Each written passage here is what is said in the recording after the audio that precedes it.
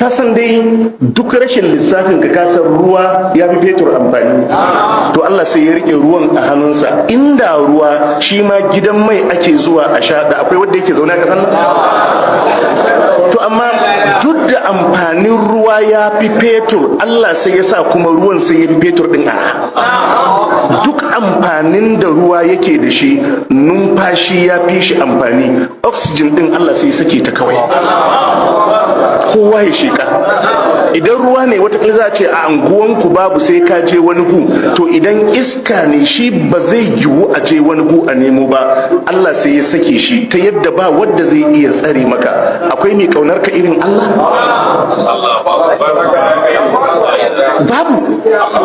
To idan ka tuna Allah ne ubangijinka, gwamna na kallo ya mutu ya barka, shugaban kasa na kallo ya mutu ya barka.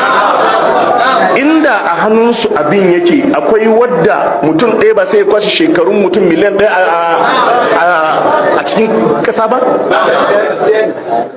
To jin daɗinka da farin cikinka Allah shine ubangiji, alhamdulillah. Idan ka tuna kofar tuba tana gun Allah ne shi kaɗai, ba wadda za a ce sai ya sa hannu kafin a gafarta maka. Idan da majalisa ne, wani haka da gangan sai ka je neman gafaran ya tashi ya kawo wani motion.